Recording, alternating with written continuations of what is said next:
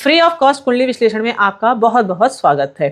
मैं एस्ट्रोलॉजर सीमा डेमन एक सीरीज आपके लिए लेकर आई हूं जिसमें आप फ्री ऑफ कॉस्ट कुंडली विश्लेषण, कुंडली मिलान, न्यूमरोलॉजी और नामकरण करवा सकते हैं। बहुत ही आसान स्टेप्स है। आपको वीडियो को लाइक करना है, दूसरों के साथ शेयर करना है और अपनी बर्थ डिटेल मुझे कमेंट करना है और नेक्स्ट वीडियो का आपको इंतजार करना है। शार्प 8 बजे मॉर्निंग में संडे को वीडियो आता है जिसमें आपका नंबर आ सकता है। प्रायोरिटी उन लोगों को दी जा रही है ज़्यादा जो अधिक से अधिक कमेंट कर रहे हैं हर वीडियो पर, अदर सोशल मीडिया पर मुझे फॉलो कर रहे हैं, उनको प्रायोरिटी दी जा रही है। तो जल्दी करिए, आप भी इस बिग ऑफर का लाभ उठा सकते हैं।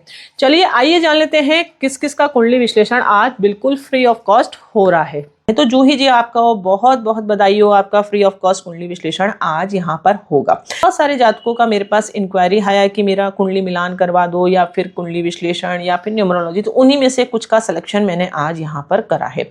अन्य जातकों का भी सिलेक्शन हो सकता था बट उनकी कईयों की आधी अधूरी जानकारी थी।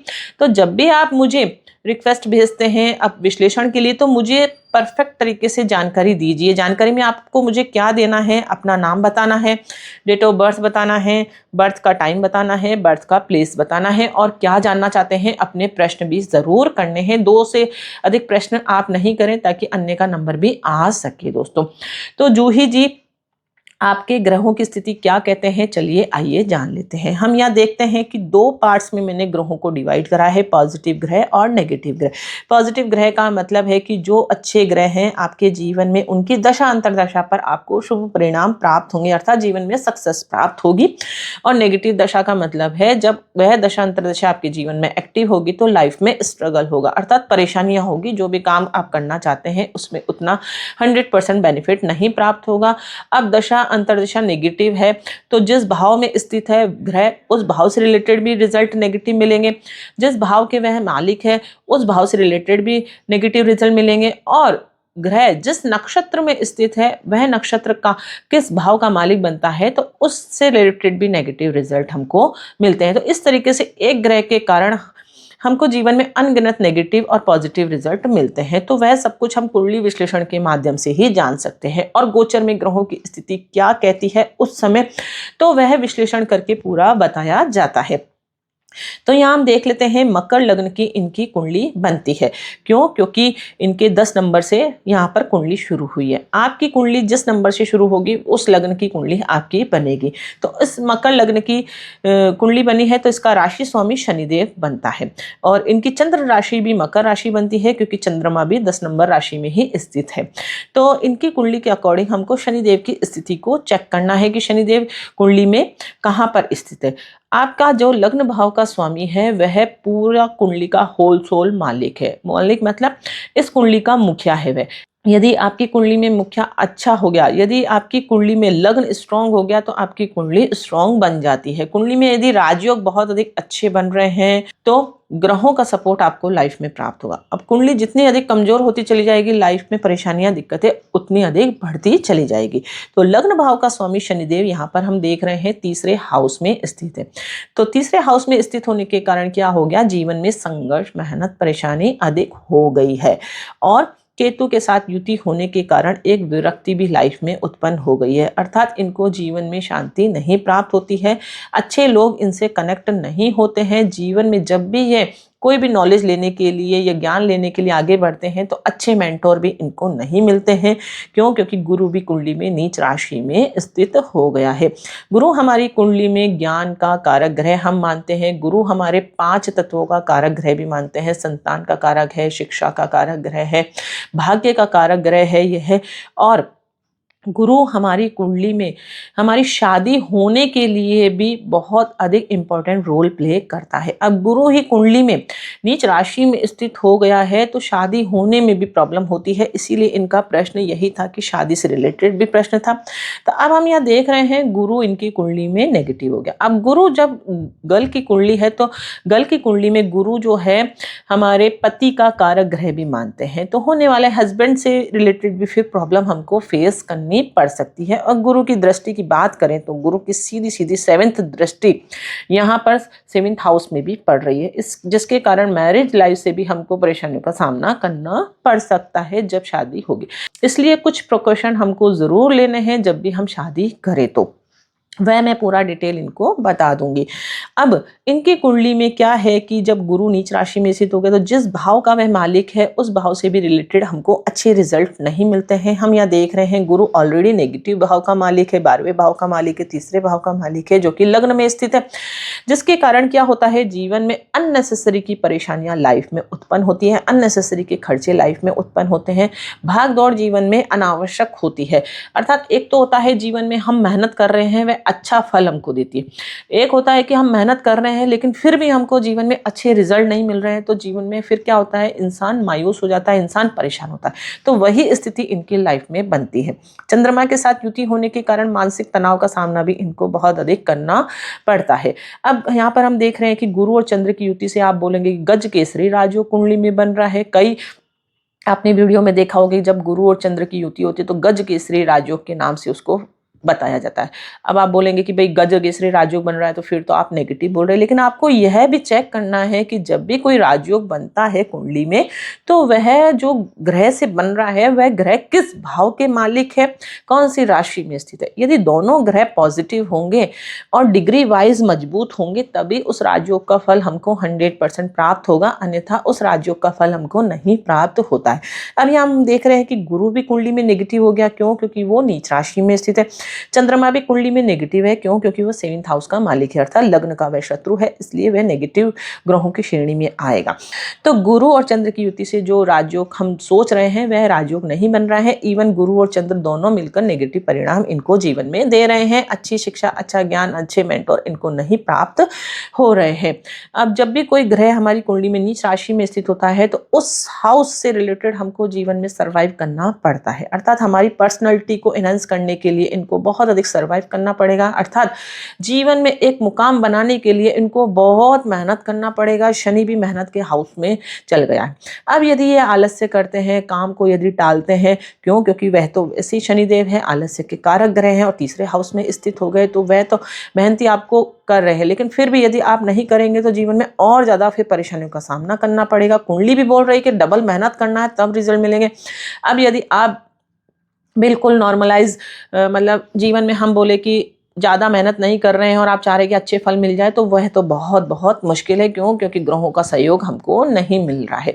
जब भी कोई ग्रह हमारी कुंडली में नीच राशि में स्थित होता है तो आप इस तरीके से समझ सकते हैं कि वह भूमि जो हमको मिली है वह बंजर मिली है, हमको हमारी मेहनत से उस भूमि को उपजाऊ बनाना है। तो इसी तरीके से उस ग्रह के जो कारक तत्व है हमको प्राप्त करने हैं हमारी मेहनत से। मेहनत मतलब उन उपायों के माध्यम से, अर्थात गुरु के उपाय करना इनको बहुत अधिक जरूरी है। गुरु के दशा भी इनके एक्टिवेट है। यदि गुरु के उपाय नहीं करेंगे तो इनकी कुंडली में शादी के योग भी नहीं बन पाएंगे। क्यों? क्योंकि गुरु वैसे ही लग्न में स्थित है, जिसके कारण लग्न अकेला रहना पसंद करता है। और गुरु के यदि नक्षत्र यदि हम देखें तो यहाँ पर हम चेक करें गुरु के नक्षत्र तो मंगल और गुरु ही आ रहे हैं, अर्थात टोटली गुरु के रिजल्ट इनके जीवन में मिल रहे हैं। और मंगल भी एक्टिवेट है नक्षत्र के रूप में, तो मंगल 8वें भाव के रूप में एक्टिवेट है। तो 8वां भाव हम जानते हैं भक्कुबी मृत्यु तुल्य कष्ट को रिप्रेजेंट करता है।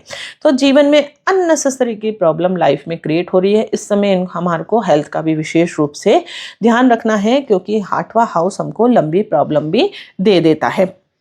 अब यदि हम गोचर की बात करें तो गुरु भी अभी 3रे हाउस में गोचर कर रहा है, जिसके कारण शादी के योग इनके नहीं बन पा रहे हैं। जब गुरु का गोचर इनकी कुंडली में यहाँ पर स्थित होगा तब इनके शादी के योग बन जाएंगे। अंतरदशा इनके शनि की चल रही है तो 3रा हाउस एक्टिवेट है। तो आप चेक करिए यहाँ पर 3रा हाउस एक्टिवेट है, लग्न एक्टिवेट है, 8वां हाउस एक्टिवेट है जी, और 12वां हाउस एक्टिवेट है। तो हम देख रहे हैं अच्छे हाउसेस एक्टिवेट नहीं है, जिसके कारण लाइफ में क्या हो रही है, परेशानियां हो रही है, कंफ्यूजन माइंड चल रहा है, कोई भी डिसीजन मेकिंग नहीं हो रहा है। जहां से भी हम ज्ञान लेने की कोशिश करते हैं वहां पर हमको अच्छी सलाह नहीं मिल पा रही है। क्यों? क्योंकि गुरु नीच राशि में स्थित हो गया। अब इनका प्रश्न था कि ये मांगलिक है कि नहीं मांगलिक, तो मांगलिक के लिए हमको मंगल की स्थिति को कुंडली में देखना है कि मंगल कहाँ पर स्थित है। तो हम यहाँ सीधा देख रहे हैं मंगल इनके लाभ भाव का मालिक है, 4th हाउस का मालिक है, सुख सुविधाओं का मालिक है, बेनिफिट हाउस का मालिक है, जो कि 8वें भाव में प्लेस हो गया है। तो 8वें भाव में स्थित होने के कारण ये पूर्ण मांगलिक है, मंगल दोष कैंसिल कैंसिल नहीं हो रहा है। मंगल दोष कैंसिल होने के बहुत सारे नियम होते हैं, तो आप ऐसा नहीं सोचिए कि मंगल यहाँ पर प्लेस है, यहाँ पर प्लेस है, यहाँ पर प्लेस है, या यहाँ पर प्लेस है तो सीधा सीधा मांगलिक दोष बताया जाता है। नहीं, मंगल कैंसिल होने के नियम होते हैं। क्या नियम है, इस वीडियो के माध्यम से आप पूरी जानकारी प्राप्त कर सकते हैं डिटेल इन्फॉर्मेशन के लिए। तो यहाँ पर मैंने एक डाउट इनका क्लियर कर दिया। दूसरा प्रश्न था कि करियर से रिलेटेड इनको प्रॉब्लम है, कन्फ्यूजन माइंड है, करियर किस दिशा में हम चूज करें। तो करियर के लिए हमको सीधा सीधा 10th हाउस की स्थिति को देखना है, 10th हाउस के मालिक को देखना है, 10th हाउस का मालिक कहाँ पर स्थित है, 10th हाउस के नक्षत्र क्या कहते हैं उसको हमको देखना है। तो 10th हाउस का मालिक यहाँ पर 5th हाउस में स्थित है, यहाँ हम चेक कर सकते हैं। तो शुक्र के साथ सूर्य भी युति में है, यानी कि 8वें भाव का मालिक भी है। तो 8वां भाव और 5th हाउस को कनेक्शन करते हुए इनको करियर का चुनाव करना चाहिए। अब क्या करियर का चुनाव करना चाहिए, इनको डिटेल इन्फॉर्मेशन मैं व्हाट्सएप पर शेयर कर दूंगी, क्योंकि अगर यहीं पर मैं पूरा विश्लेषण करती रहूँगी तो 1 घंटे से ज़्यादा विश्लेषण पूरा हो जाएगा इनकी कुंडली से रिलेटेड, क्योंकि एक एक ग्रहों की स्थिति यदि मैं बताऊँगी। तो मोटे तौर पर मैंने यहाँ बेसिक इन्फॉर्मेशन इनको दिया है। डिटेल इन्फॉर्मेशन के लिए यहाँ पर आप मुझे कांटेक्ट करिए ताकि आपका पूरा कुंडली विश्लेषण करके मैं आपको दे सकूं। तो अब चेक करते हैं हम नेक्स्ट कुंडली विश्लेषण किसका हो रहा है। धृति जी, बहुत बहुत बधाई हो, आपका कुंडली विश्लेषण फ्री ऑफ कॉस्ट हो रहा है। इनकी मदर ने अपने बच्चे की डिटेल शेयर करा था, तो बच्चे का पूरा कुंडली विश्लेषण करके हम जान लेते हैं ग्रहों की स्थिति क्या कहती है। इसी तरीके से जैसे मैंने पिछला अभी बताया पूरा कि ग्रहों का सपोर्ट इनको क्या मिल रहा है, कहाँ पर इनको फ्रूटफुल रिजल्ट मिल सकते हैं और कहाँ पर इनको संभलने की ज़रूरत है। पूरा डिटेल वैसे भी मैं बता दूंगी उनको व्हाट्सएप पर, तो इनके बारे में भी हम कुछ जानकारी प्राप्त कर लेते हैं ताकि आपको विश्वास हो सके कि वाकई में कुंडली विश्लेषण के माध्यम से हम हमारे जीवन को परफेक्ट बना सकते हैं, मतलब बना सकते हैं।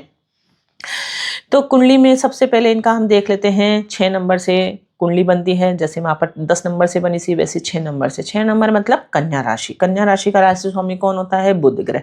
तो बेसिक अगर आप कुंडली विश्लेषण करना सीख रहे हैं, ज्योतिष सीख रहे हैं, तो ये वीडियोस आपके लिए बहुत इंपॉर्टेंट है। इससे आपको क्या प्रेडिक्शन करना आएगा कि हमको किस तरीके से कुंडली का प्रेडिक्शन करना चाहिए। और जो अननोन पर्सन है जो मुझे विश्लेषण करने के लिए भेज रहे हैं, तो उनको भी विश्वास होता है कि वाकई में कुंडली विश्लेषण के माध्यम से हम हमारे जीवन का पूरा सार जान सकते हैं। तो बुध ग्रह बनता है, बुध ग्रह की स्थिति को हमको चेक करना है। बुध ग्रह हम यहाँ देख रहे हैं 8वें भाव में स्थित है। अब 8वें भाव में यदि हम डिग्री वाइज देखें तो 28 डिग्री का बुध ग्रह है, जो कि बहुत कमजोर अवस्था माना जाता है। 28 डिग्री 29 डिग्री का ग्रह जो होता है बाल्य अवस्था उसे माना जाता है, अर्थात वह कमजोर अवस्था में है, वह परिपक्व नहीं है, अर्थात अच्छे फल देने में सक्षम नहीं है। तो ये बुध ग्रह इनकी कुंडली में करियर भाव का स्वामी भी बनता है, जो कि 8वें भाव में स्थित है।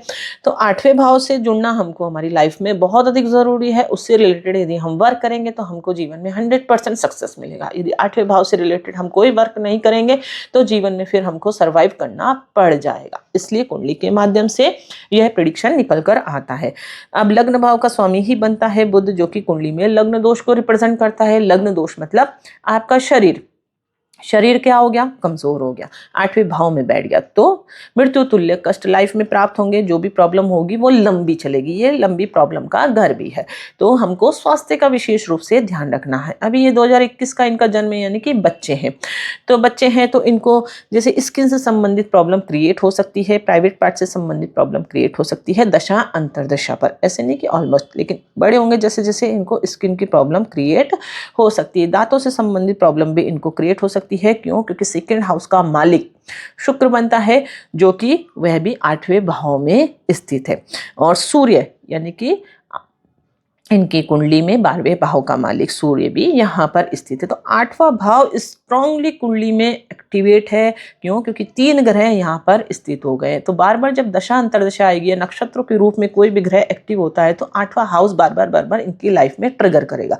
तो 8वां हाउस ट्रिगर करेगा तो क्या होगा, स्वास्थ्य से संबंधित हमको परेशानियों का सामना करना पड़ सकता है। इसलिए स्वास्थ्य का विशेष रूप से बच्चे को ध्यान रखना है।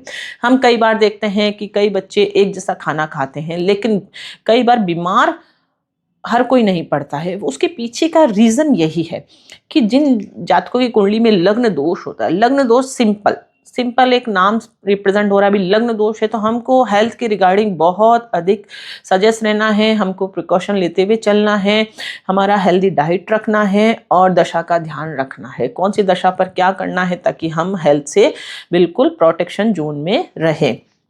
तो क्या क्या संभावनाएं उत्पन्न हो सकती है, कैसी प्रॉब्लम उत्पन्न हो सकती है, मैंने बता ही दिया। अब सूर्य भी आ गया तो हड्डियों से संबंधित प्रॉब्लम भी क्रिएट हो सकती है इनकी लाइफ में। तो सीधा सीधा भाई स्वास्थ्य का ध्यान रखना है। और वाणी का हाउस भी है तो कुंडली के अकॉर्डिंग थोड़ा सा वाणी में प्रॉब्लम भी क्रिएट हो सकता है। तो ये सब चीजें इनकी कुंडली में नजर आ रही है, तो उसके लिए हमको प्रोटेक्शन लेना जरूरी है, अर्थात इन ग्रहों से संबंधित हमको कुछ ऐसी रेमेडीज करनी होगी ताकि हम हमारे जीवन में अच्छा फलों की प्राप्ति कर सके। जब ये बड़े होंगे तब ये हाउस से जुड़ सकते हैं, अभी तो बच्चे हैं इसलिए इस हाउस से कैसे कनेक्ट हो, तो उसके लिए फिर उपाय संभव होते हैं। अब इनकी कुंडली के अकॉर्डिंग यदि हम देखें, भाग्य भाव का मालिक शुक्र भी कहाँ पर स्थित है, 8वें भाव में, तो भाग्य उदय कहाँ होगा, 8वें हाउस से होगा। बेनिफिट हाउस का मालिक कहाँ है, चंद्रमा कहाँ पर स्थित है, यहाँ पर स्थित है 4th हाउस में। और भाव चलित कुंडली में यहाँ पर जा रहा है 3रे हाउस में, यानी कि लाभ भाव का मालिक भी अच्छी पोजीशन पर नहीं है, तो जीवन में लाभ की प्राप्ति करने के लिए बहुत अधिक प्रयास इनको करने पड़ेंगे। अब बुद्धि भाव का, दिमाग भाव का मालिक क्या है, अच्छी पोजीशन पर है, तो दिमाग से ये शार्प माइंडेड रहेंगे। 8वां हाउस हमारे हेल्थ के लिए अच्छा नहीं है, बट ये हाउस जो होता है बच्चे को इंटेलिजेंट भी बनाता है। अब बुद्धि भाव का मालिक शनिदेव बनता है जो कि 5वें भाव में स्थित है, तो बुद्धि भाव का मालिक बुद्धि भाव में स्थित है, अर्थात डिसीजन मेकिंग सही हो जाएगा इनका दिमाग सही दिशा में काम करेगा। क्यों? क्योंकि अंडर कंट्रोल में रहेंगे। और कुंडली के अकॉर्डिंग 8वां हाउस हमारे गूढ़ रहस्यों का भाव भी माना जाता है, डीप स्टडी का भाव भी माना जाता है, तो बच्चा इंटेलिजेंट होगा, बट शरीर का साथ इनको जरूरी है। अब कई बार हम देखते हैं ना, बच्चा बहुत इंटेलिजेंट होता है लेकिन एग्जाम टाइम पर कुछ ना कुछ ऐसी प्रॉब्लम हो जाती है कि वह अच्छे से परफॉर्म नहीं कर पाता, तो वैसी प्रॉब्लम इनको फेस करनी पड़ सकती है। तो इसलिए बुध के उपाय करना इनको बहुत अधिक जरूरी है ताकि हमारा स्वास्थ्य अच्छा रहे। बुध के उपाय करेंगे तो करियर भी अच्छा इनका लाइफ में हो जाएगा। और यदि हम कुंडली के अकॉर्डिंग देखें तो बुध के नक्षत्र सूर्य और मंगल ही आ रहे हैं, तो सूर्य वापस से 8वें भाव को रिप्रेजेंट कर रहा है, 12वें हाउस को रिप्रेजेंट कर रहा है, और मंगल आ रहा है उप नक्षत्र के रूप में जो कि 10th हाउस को रिप्रेजेंट कर रहा है। तो पूरा करियर का जो फोकस होगा ना, इनका 8वां भाव होगा, अर्थात इंजीनियरिंग लाइन से जुड़कर ये अपने करियर को सेट करेंगे तो 100% इनको जीवन में सक्सेस प्राप्त होगा, मतलब होगा, ये कुंडली बोल रही है। अब हमको इधर उधर बिल्कुल भी नहीं भटकना है कभी भी करियर्स के रिगार्डिंग, भाई मेडिकल के लाइन में जाएं या और किसी लाइन में जाएं या और किसी लाइन में नहीं, हमको सिर्फ और सिर्फ इंजीनियरिंग लाइन से जुड़कर अपने करियर को इस्टेब्लिश करेंगे तो 100% इनको लाइफ में सक्सेस प्राप्त होगा। अब इंजीनियरिंग कैसी होनी चाहिए, तो वह उसके नक्षत्रों पर रिप्रेजेंट होता है। तो मंगल इनके 10th हाउस में स्थित है, बुध यहाँ पर स्थित है, तो मंगल से रिलेटेड इनका करियर ऑप्शन हो सकता है था इलेक्ट्रिकल, इलेक्ट्रॉनिक्स, मैकेनिकल, इस तरीके से अगर ये इंजीनियरिंग करेंगे तो बहुत अधिक अच्छा इनको बेनिफिट मिलेगा। सॉफ्टवेयर इंजीनियर ना करते हुए हार्डवेयर से संबंधित इंजीनियरिंग का चुनाव करेंगे तो जीवन के लिए बहुत अधिक अच्छा रहेगा। तो इस तरीके से हम एक नज़र में बच्चा है, शुरू से हमने एक पाथ क्लियर कर दिया, भाई उसका एक रफली हमने ग्राफ बना लिया कि भाई इस दिशा में हमको जोड़ना है और यहाँ से हमको प्रोटेक्शन लेना है, तो 100% हमको जीवन में फिर सक्सेस प्राप्त हो सकती है। अब कुंडली में राहु इनकी कुंडली में उच्च राशि में स्थित है और 12वें हाउस से भी कनेक्शन है, तो फॉरेन से कनेक्शन करके भी अपने करियर को एस्टेब्लिश कर सकते हैं, अर्थात कुंडली के अकॉर्डिंग फॉरेन जाने के भी इनके प्रबल योग बनते हैं। ऐसा नहीं है कि ये कुंडली भाई खराब हो गई, नहीं, 8वें भाव में कोई ग्रह स्थित है तो आपको बिल्कुल भी परेशान होने की जरूरत नहीं है। वह ग्रह से आप अपने जीवन को कैसे अलाइन करें वह जानना बहुत अधिक जरूरी है। कोई भी ग्रह हमारी कुंडली में खराब नहीं होता है, इस चीज को आप मानकर चलिए। जब तक आप उस ग्रह से उस हाउस से कनेक्ट नहीं होंगे तब तक वह ग्रह फल देने में सक्षम नहीं होगा। अब इनकी कुंडली में क्या है कि 12वां हाउस भी लग्न से युति है और कुंडली के अकॉर्डिंग यहाँ पर राहु जो है उच्च राशि में भी स्थित है। राहु की यदि दृष्टियों की बात करें तो 1, 2, 3, 4, 5वीं दृष्टि लग्न पर भी पड़ रही है और 9वीं दृष्टि कहाँ पर पड़ रही है, चेक कर लेते। 5 के बाद 5, 6, 7, 8, 9वीं दृष्टि 5वें भाव पर स्थित। तो 100% ये हायर स्टडी के लिए फॉरेन जाएंगे, फॉरेन से रिलेटेड IT सेक्टर से चुनकर ये काम करेंगे तो जीवन के लिए बहुत अधिक अच्छा रहेगा, अर्थात इनको IIT करवाएंगे तो सबसे बेस्ट रिजल्ट ये लेकर आएंगे, क्योंकि ये पढ़ने में तो होशियार है। क्यों? क्योंकि ये हमारे डीप स्टडी का भाव है, ये अच्छे PhD कर सकते हैं, अच्छे प्रोफेसर ये बन सकते हैं। और कुंडली के अकॉर्डिंग ये है साइंटिस्ट बनने के योग भी रखते हैं। अर्थात क्यों? क्योंकि ये हमारे शोध का घर भी माना जाता है। किसी भी प्रकार की कोई भी रिसर्च कर रहे हैं तो ये हाउस का कनेक्शन होना बहुत अधिक ज़रूरी है। तो इस हाउस में कोई भी ग्रह स्थित है तो आपको परेशान होने की ज़रूरत नहीं है। उस हाउस से हम कैसे अच्छे रिजल्ट ले सकते हैं वह सबसे इम्पॉर्टेंट है, तो उसी के लिए वह गाइडेंस दी जाती है। अभी क्या इनकी केतु की दशा चल रही है तो थोड़ा सा हेल्थ का हमको ध्यान रखना है। आने वाली शुक्र की दशा वापस से 8वें हाउस को रिप्रेजेंट करेगी, तो पढ़ाई के लिए तो कोई डिस्टर्बेंस नहीं है, बट हेल्थ का ध्यान रखना है, वही इनका मेजर इशू बन सकता है बस। बाकी तो मैंने करियर भी इनको और अच्छे से डिस्क्राइब मैं कर दूंगी इस नंबर पर, तो आप मुझे कांटेक्ट करिए दोस्तों। तो आज के लिए इतना ही, सिर्फ 2 ही कुंडलियों का मैं विश्लेषण कर पाई हूँ क्योंकि थोड़ा सा मैं बिजी चल रही हूँ। काफ़ी बिजी शेड्यूल में यह समय मैं निकाल पाई हूँ ताकि आपका फ्री ऑफ कॉस्ट कुंडली विश्लेषण कर सकूँ। तो नेक्स्ट वीडियो का आपको इंतजार ज़रूर करना है। और एक जानकारी मैं आपको और दे दूँ, जिन जातकों ने मेरे माध्यम से एक फ्री ऑफ कॉस्ट कुंडली विश्लेषण करवाया है अभी तक उन्होंने अपना रिपोर्ट कलेक्ट नहीं करा है, तो आपसे रिक्वेस्ट है कि आप मुझे कमेंट कर रहे हैं और आपका नंबर आ चुका है, फिर भी आप वीडियो नहीं देखते हैं और आप अपनी रिपोर्ट भी कलेक्ट नहीं कर रहे हैं, तो उससे मुझे भी दुख होता है। क्यों? आपकी जगह दूसरे का नंबर आ सकता था। तो रीटा जी, मैं आपको फिर से रिमाइंड करवाती हूँ कि आप अपनी रिपोर्ट कलेक्ट करिए ताकि आपका पूरा बच्चे का नामकरण करके बताया जा सके।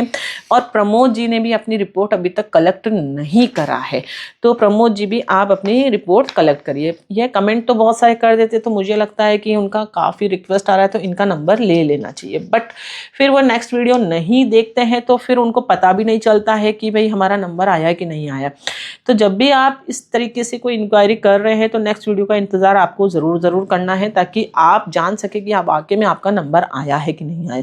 और वीडियो को आप यदि डिटेल में देखते हैं तो आप खुद भी फलित करना सीख जाएंगे धीरे धीरे। काफ़ी इंटरेस्टिंग नॉलेज मैं आप लोग के साथ शेयर करती हूँ। बाकी अधिक जानकारी जैसे नक्षत्र वगैरह, नवा भाव चली, सब कुंडलियों के आधार पर पूरा और नॉलेज, इनके जो भी प्रश्न थे उनके आंसर मैं दे दूंगी, उसकी चिंता नहीं करें। बट इस वीडियो को आपको लाइक ज़रूर करना है, अधिक से अधिक लोगों के पास शेयर करना है ताकि वह भी इस ऑफर का लाभ उठा सके, आप भी माध्यम बन सके दूसरों की प्रॉब्लम सॉल्व होने का। इसलिए वीडियो को अधिक से अधिक आपको शेयर ज़रूर करना है और कमेंट करते रहिए ताकि आपका नेक्स्ट वीडियो में नंबर आ सके। तो हम मिलते हैं नेक्स्ट वीडियो में, तब तक के लिए thank you and bye bye.